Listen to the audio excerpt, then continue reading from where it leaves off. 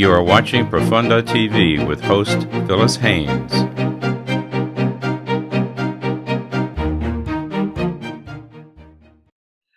I'm talking with Bill Lamond. I'm telling you, Bill, the feedback on you was great. You're like the man who knows about women. That's just who you are in the most amazing way. You've been coaching women, you've been guiding some of the most successful women in the country. But you have some extraordinary insights about the way to live. And chatting with you, I thought we had to do another show. We were talking about how oppressive all this news information is. So tell me what your thinking is about that. Well, my thinking about it is that we are riveted on the darkness all the time. And if you look at every, especially political or charitable organization, join the fight, join the battle, join the war on. My God, could we stop for a moment and have a vision and go, here's a great vision. Let's all work on that together. And that's why people are so upset, is that we focus continually on the minus universe rather than the plus one. And you can see it. You can see it. And I let go of that 30 years ago. You say you let go of it 30 years ago. So you can give me some background. Tell me what you mean by you let go of it 30 years ago. Well, I was a psychotherapist for 10 years very successfully. And, you know, people come in with their problems and I would laugh and I'd say, you give them a hug and greet them and then they vomit on your carpet all of their problems. And I was just tired of 10 years. I had a really successful practice, but I was tired of cleaning up emotional vomit all the time. And then I thought, there is something else here that we're not seeing. And finally I realized, finally I realized we are people who talk continually about what's wrong. And then for a year and a half, I went into a place in myself where I thought, how can I change that? And what I discovered was, I have what I would call a natural genius, which is what I love to do, that always gives me great results. It makes me feel like I'm worth something. And I decided to let go of solving all the problems about not being who I thought I should be, and only develop this characterization of, when I'm in my natural best, I'm larking through life. That's what I'm doing, which doesn't sound like a manly thing. You know, if you're manly, you're a big oak and you stand there and don't move, but I like larking. I'm a kid. And what I get from that is life on holiday. And, you know, it's like, how dare you? You should be working 14 hours a day and not celebrating holidays all the time. And then I looked into that and saw that holiday came the word holy day, which means everything is whole, it's perfect, it's complete, and we're celebrating that. And then I asked myself, who am I? And, you know, if I could give a name to someone who larks through life and has life on holiday as the main thing he can give to himself and others, what name would I call myself? And this moves me, really, it moved me to tears when I got it. What came up loud as could be was, call yourself beloved. And let go of Bill Lamond. And and then the name I decided to call myself was Beloved. And I was thrilled. It was like a sweetheart talking to me. And I chose that name for myself. I didn't print it on my driver's license because I know if the police stopped me in traffic and I said, hi, my name is Beloved, I would be getting a breathalyzer test. So I left William on there, which I thought was a smart thing to do. But when I'm looking for what's next for me, or what my intuition wants me to know, or what I would call my inner guidance, I never talked to Bill Lamond. He's a role that I played, like someone on Broadway. He had all sorts of things go on in his family, you know, that were difficult. He had a congenital problem that was difficult. I had all sorts of things go on. But I'm not that person. That's the story of that character. And I left that character and became someone new. And you know what? It was like getting a promotion of 5,000 flights up. It was, and I have gone deeper and deeper and deeper and deeper into that for the last 30 years. And that's all I do with people. It takes about 6 months to do it. I coach them so that they find their genius and they start deleting all of this old programming from, you know, the Bill Lamond story, etc. And they start redoing it just like we do with computers. Oh, that's an old program, we're going to get rid of that. And now we're going to load this in because this is the new thing. And I don't think like Bill Lamond. I think like someone completely different. And you know what? It's 1,000 times better. Yeah. Well, listen, let's back up because you've laid out about 5 or 6 questions that have okay. So, um, this country is founded on the Protestant work ethic. I was certainly raised, there's a time for work and a time for play.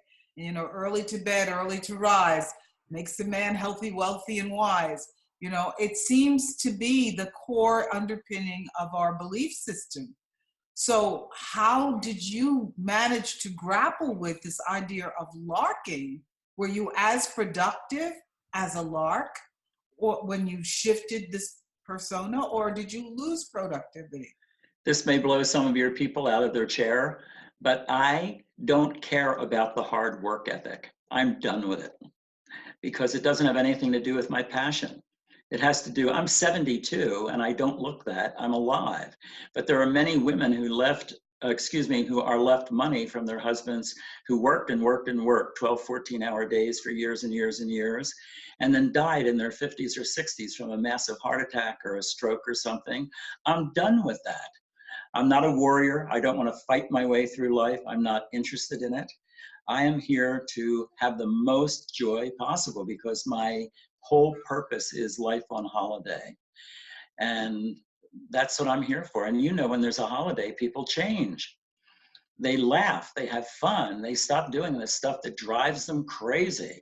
They stop acting guilty for wanting to have a good time, and they do. And you can bring that to your work. You can bring that to your raising your children. You can bring it to everything, but we don't do that. We're like, I call it the Puritan work ethic, and it's very puritanical. And I don't live in it anymore. It's like I moved to some other country that didn't have that, except I never moved out of the United States. I just moved to a different country in here. And I don't live in that other place anymore. And you know what? Thank God. I was a therapist. I saw what it did to people for 10 years. I saw what it did. I'm done. I don't have to. And I love being able to say that to you and by extension to other people who might be seeing this. I love it. People, I really understand what you're coming from. You and I have done similar work in our lives, in our personal development. But I want people to really grasp this question that I asked you, which is, can you be effective in your life? Let's say you're giving this advice to someone in their 50s or 60s. Can they be effective if they shift into this place of operating out of joy as opposed to, I gotta get this done? Yeah, who would you rather work with? Someone who walks around with that, I've got to get it done all the time? Or someone that smiles at you and says, let's do this together and have a wonderful time with it. And let's knock it way out of the park like we've never done before. And then you have the time of your life with them. Who would you rather work with? So teams would be more effective. Oh, in fact, there was more joy in the process, more legitimate joy. That's exactly right. And where that joy comes from is vision. It doesn't come from the Puritan work ethic. That's that voice that talks to you in your head 24 hours a day and is like an endless person who's against you. Oh, you're getting too fat. I don't like the way your hair is. And blah, blah, blah, blah, blah, blah. Shut up. Shut up. Have you noticed that the sun is shining? Have you noticed that, it feels really good on your skin to just sit out in the breeze for a minute? No, we don't notice that in our culture. And I love New York. I've lived there. But in New York, people are rush with this Puritan work ethic. It's why I didn't make a permanent home there. It wasn't the place for me. And I like having fun and laughing. And when my clients come to me, they'll start with their problem. I say, I'm not interested in your problems. Do you want to go to the Olympics in your life and have a wonderful time or not? And if you don't, see a therapist. I used to do that. And if you want to go to someplace new in your life that really allows you to get all of your natural gifts out, I'd be happy to do something with you. Well, this is fantastic that we are starting this conversation again, because I just saw the most amazing program recently on television. Brian Gumbel had a show about Norway, and Norway has decided that they were going to take all the competition away from children. The children under 12 were not allowed to be in sports for any competitive reason. They were only allowed to play the sport. So in all kinds of formerly competitive sports, kids are playing soccer, kids are playing at skiing and having fun. And they believe that that's why Norway did so well in the Olympics, because they said that some people burn out and they never play again. And this sort of kept the horror out of the experience for young people who would then quit because they hate the competition or they hate the pain of the competition. So there may be some truth, but boy, do we have a long way to go, because I can hear that voice. I mean, if I sit down for more than an hour, let's just say I sit down at the end of, say, a 5-hour work period, and I sit down for an hour, I hear that voice saying, why are you sitting there? You know, it's there, it's with me all the time. Don't you have something to do? Yeah, I'm sitting. That's what I'm doing right now. Oh, that's amazing. I mean, I think a lot of people would drink less. I think they wouldn't do drugs if they didn't have this constant competitive thing going. But you know, we did so well in this country as a result of it. It's going to be hard for people to embrace this other place. Is there any place in the world that is, I know I mentioned Norway, but besides the sports, is there any place that really does what you're talking about? I mean, yeah, Japan. In Japan, I just read this yesterday. In Japan, children are not allowed to take a test until they're in 4th grade. Really? And before they're in 4th grade, what they learn are the skills of, oh, here we are. Who are you? They learn relationship, which in our culture, the only people who learn it is women. Men don't learn it. They get it from their wives. And that's what makes women have so much more fun than men usually. If you go to a party, the men stand by the women talk to everybody. They'll have someone come and talk to their husband, because you know you can't leave those boys alone. You have to get someone to talk to them. But it's the women. They have the intimacy and the connection and the heart and the relationship. And that's what's missing for us men. We have the fight and the fury and the be better than, but if men are taught to stand alone. And women don't want to stand alone. It's like, no, it's way more fun if I go with my girlfriends and have a good time. And that's what this is. So I'm with someone who is my true sweetheart and lover when I talk to myself now, not that district attorney that the mass consciousness is screaming at me about how I should be put in jail or something. I don't want to ever hear that again. I've invented a technology for doing all this, the way people have invented technologies for getting rid of files that are bad in computers or whatever. I've done it hundreds or thousands of times over the last 30 years to get rid of anything in this hard drive that's not in harmony with the beloved larking through life and creating life on holiday. And that's all I want. If that's shallow, I'm shallow. But here's what I see. When people get that for themselves, all of this bursts open and they're in a different life. I love that. Let's get to what brought us to this conversation, because these are difficult times for many people.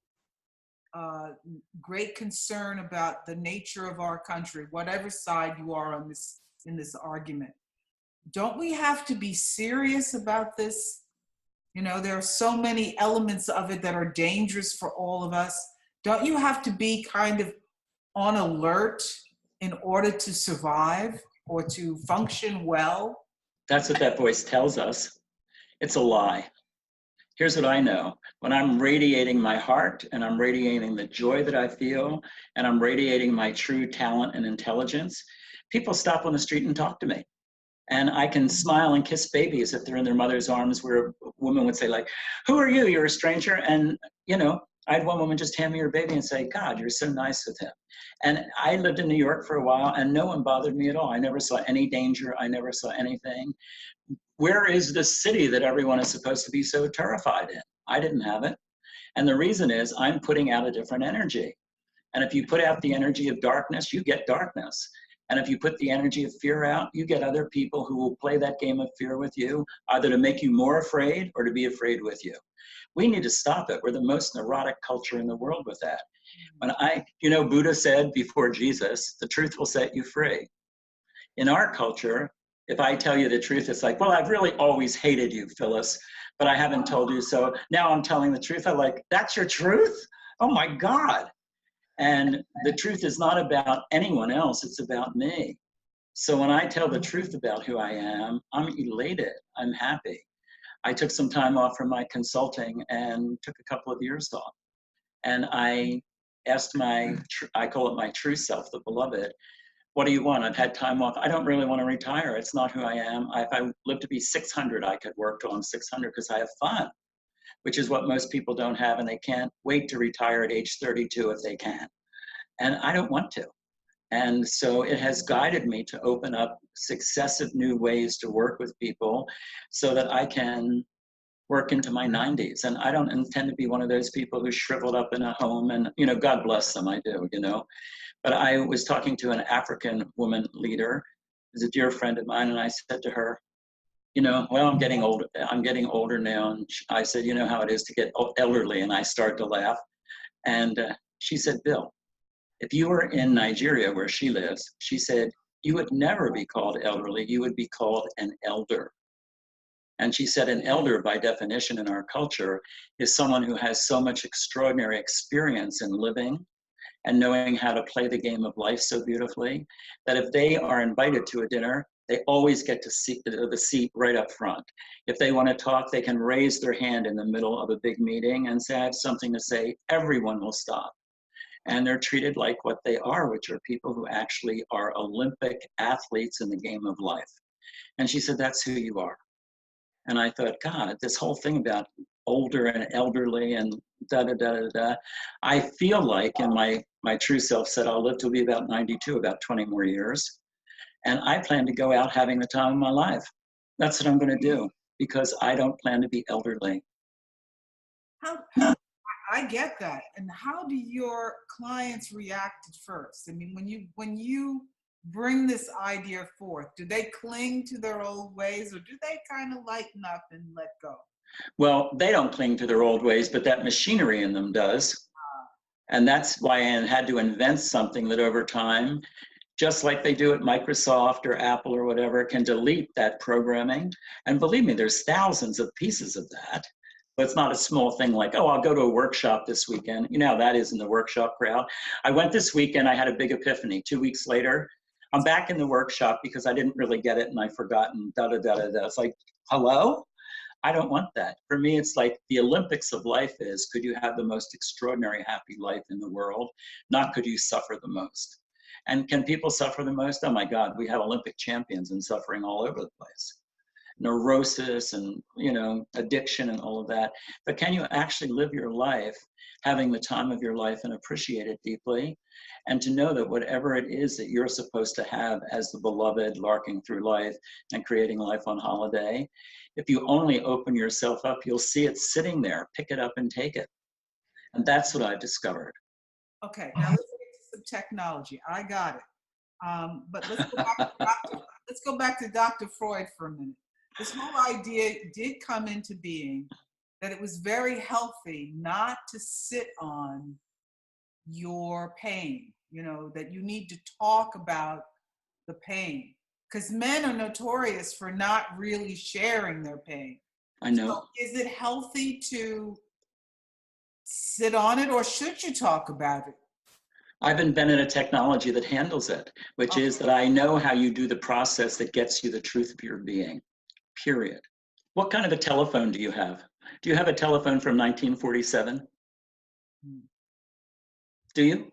No. No. Everybody wants the last phone that came out 30 seconds ago and has all the gadgets and dances down the street with you and whatever.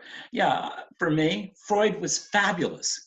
He opened up a whole world in which he realized that sexuality and the body energy were important, and the pain was coming from really holding this stuff down, which is so natural to us.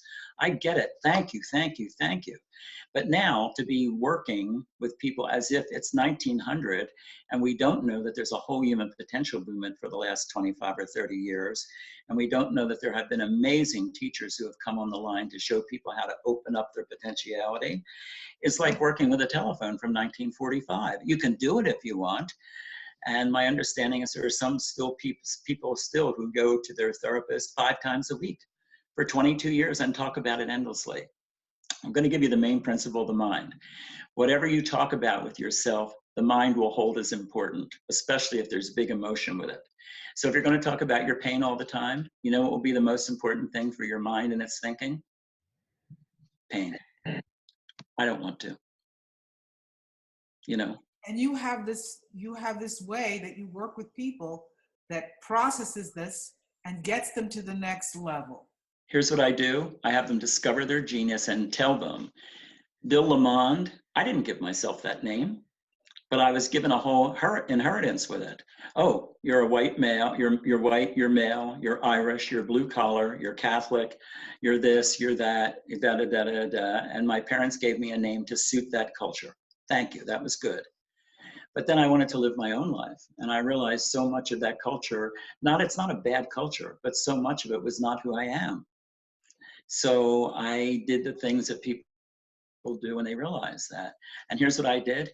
I listened to this thing inside of me and it said, pack up whatever you can get in your car. I lived in Philadelphia all my life. And just drive to California, your life is there. You know the reaction I have? I was terrified. Terrified. They're crazy out there. They're all hippies and drug addicts and blah, blah, blah. My family's police officers and da, da, da, da, da, da, da, da. But I made a promise that I would listen to that voice, and I got in my car 2 weeks later, and and I was driving to California, and it was terrifying. It was so far away from anything I knew. The minute I got to California, I found people to share a house with who were magnificent. Then I opened my psychotherapy practice. I didn't even need a PhD, I had a master's. And I had taken some time off and I worked for 2 years in an agency. That agency time gave me the credential for a license to practice psychotherapy. And I found the woman I married out here. She wasn't in Philadelphia. So you tell me. And here's what I know about people who are suffering. They're not going to the place where their heart is telling them. They're going to the place where this is talking to them. Period. That's the bottom line. And I'm joyous with it. I want everyone on earth to have this. It's not like, oh, I'm so great. I'm sorry for you slackers. I want everybody in the world to have it, to tell you the truth. And this thing, I'm going to tell you, I told the truth about what's going on in the United States for myself, not for you or anyone else. And what came up for me is that finally, we are having the change that people have prayed for thousands of years, which is for people to be equal, to live at peace, to be in harmony together, to really know that whatever color your skin or religion is, whatever, it's all fine. We're actually going to have that life. And I went, oh my God. And here's what the mind is doing. It's like saying, oh no, you're going to get killed now. There's going to be an atomic bomb any second now. And everyone's crazy. Not true. It's like saying, oh, Phyllis, the real truth is I've always hated you. It's like, it's just not true. Since I've met you, I've always enjoyed you and loved you. So, it's just not true. And we live with a lot of lying in that pure Protestant work ethic. I was taught as a Catholic boy, if you commit one sin before you die, right at the last moment, you will spend your eternity in hell in fire. I learned that when I was about 7. That was not fun for me. To 7-year-old hearing that kind of stuff. And then I realized when I became a father, would any father, good father or mother in the entire world throw its children into a hell pit and suffer for eternity? And I thought you'd have to be out of your mind to do that. Psychotic. And I know that at least for me, what you call spirit or in God's intelligence or the universe is intelligent. It's fostering growth and development. It's not fostering punishment. That's the Puritan work ethic talking. It has nothing to do with us. Well, let's take on the mind on a key point. Okay. What's your methodology for handling fear? How do you handle fear? Because obviously some people could hear what you're saying, even embrace what you're saying, but they're frightened. So what's your way of dealing with it when fear comes up for you? I have people tell the truth. And when you tell the truth, it's never fear. Period. Never. Give me an example. Like people are afraid of people from Mexico for no reason right now. So I'm not. Don't include me in that. Right. But how do people handle the fear? That's because I've turned off this voice in my head over the years. I've completed so many different pieces of programming about how to be afraid, how to be bigoted, how to be this way, how to be that, how to get things from other people even if they don't want you to. I'm not willing to play that way. So that's not operating in me. It doesn't come up that way. And then if anything comes up that's disturbing, then I do this truth process, which was really something I invented. It's the most important thing I've invented, which is what is the truth about this, which is only about me, excuse me, way better than anything this yakking crazy thing is talking in my head about, and is simply nothing that I've said or experienced before. And I keep going, and sometimes it takes a week to do it, and sometimes I get 50 answers first, and they're all like, nah, that's not true, that's psychological, that's psychiatric, that's whatever. And hold on, and then I do what scientists do. That's spurious information, it's not what I'm looking for. And I go until I hit the thing that I'm looking for, which is, oh, I can feel my whole heart open, I can feel my whole body open. I start to laugh or cry with joy, and then I know I'm home. That's how I handle it. I got that. I just want to see if I can also paraphrase a little bit. Essentially, you're talking about your mastery in finding your own personal truth about whatever's confronting you. So Yeah. look for the truth of the situation rather than being sucked in by all of the propaganda around it. That's right. You find the truth in it for yourself. Right. That's excellent. Excellent. And the great ones have said, when you tell the truth and you're what set free looks like is your heart opens and relaxes. You go like, oh, God, because it's so tight. Then the body relaxes. And you can feel like the muscles are unclenching and you're not going anymore. And you know what the best thing that happens? The mind shuts up, period. It goes blank. And you know what it's like to walk around and not have that thing talking to you all day? Well, mostly you don't. But I walk around for hours at a time and it doesn't say anything to me. And God, is a relief. That's a higher level of actualization. And that's a whole other program about quieting the mind. But I really embrace your direction and the joy you found for yourself. So let's recap a little bit before we close. Okay. So instead of being caught up in the darkness, you work towards what's true for you. That's the work in the light. You work in the light, but the question you ask yourself is, what is true for me? Right. That's and people will argue their truth, and it's not the truth because it didn't set them free. It's their honesty talking.